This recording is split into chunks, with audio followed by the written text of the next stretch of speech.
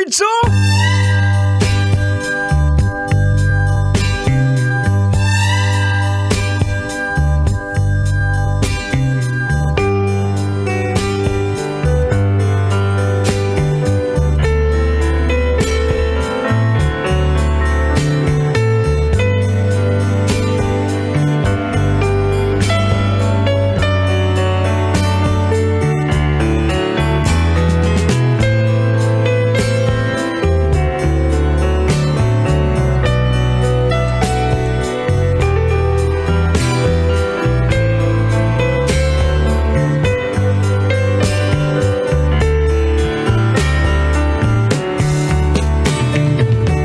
Usa kaming gabi mga angkol ug mga auntie. Tugutin sab ko ninyo na mga ina sa tagkatahuran ni mga orasaha.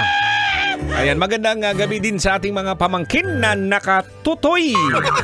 Ayan, may gabi na welcome na naman po sa ating programang Tutoy na Love. Siyempre, ako po ang inyong kasama, Uncle Totoy. Uncle Totoy ba to? Ayan, 9 p.m. hangtod 12 midnight. Hello sa iyo na kasama at kapiling mo ngayon. Hindi lang ako ang kapiling, kasama ang mahal mo sa buhay. Dapat ganon, ha? Kailangan mong kailangan mo talagang bumawi. Alam kong for the past days, lagi na lang busy ka. Abay, napapanahon na siguro na kasama din minsan ang iyong kapikas sa kinabuhi. Yawards, oh! Siyempre, mamaya, tutoy na sad. Ito na, umpisa na nga ang Tutoy na Love. Ayan, at yun nga, kumusta po ang inyong weekend? Kahapon lang, kumusta po ang inyong Sunday? Isang maulan na linggo po. Oo, grabe, basang-basa si Uncle Totoy kahapon. Pag uwi ko ng mga bandang 2:30 siguro, tsaka na bumuhos ang malakas na ulan. At nangyari din sa atin, ayoko namang antayin yung ulan kasi pag inantay mo yung ulan, ang mangyayari dyan, mga kabisyo, may basic kailangan pa bang i-memorize yan, no? Darating na yung tubig baha. Baka maglangoy-langoy na sa inyong angkol na murag baki. Pero hindi yan nangyari mga kabisyo kasi nga sinabayan ko. Lakas ng ulan talaga. Alam mo naman yung ating spaceship. Gamay lang pero suway Ay nako. Mura na siya o guan. Baboy nga butakal. Ungaron kang mayo. Pero alam mo mga kabisyo, no?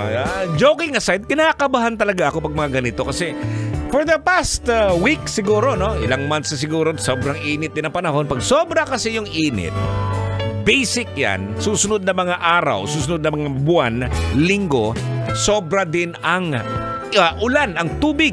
Ayan. So ayun, kahapon, no? Well, anyways, nabasa ko kahapon. Basang-basa ang yung Uncle Totoy. Buti na lang, hindi ako nagkakasakit. Awards, oh. Muna igingon nga, parang butakal ba? Parang barako. Barako ba tawag ng baboy nga lalaki? Ayan. Ungaron kas tudo-tudo, gikan pa na si imong kigol, abot na sa imuhang simod. Ayan na. Matanong lang kita mga kabisyon, may iba tayo. Ikaw tatanungin ko, ano?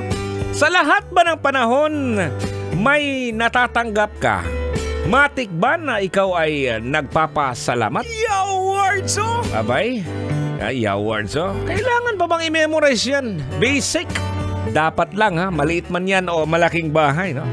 Malaking bagay, ha? Hindi bahay, ha? So, minsan nga lang, wala man tayong natatanggap mga kabisyo, pero basic, nagpapasalamat, uyamot po tayo sa mga nangyayari sa atin, no? Sa health pa lang, no? Hindi lang health mo, no? Pati na rin yung health ng iyong mga magulang, health ng iyong mga kapatid, at health ng mga anak po ninyo. Oo, dapat ganon. Oo, yun yung mga sinasabi natin na hindi man natin napapansin sa paligid po natin.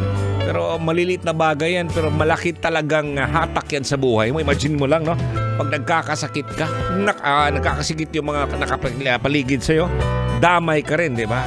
Ayan. Alam mo mga kabisyo, ang pag-uusapan po natin ngayong gabing ito ay tungkol sa pagiging grateful, no?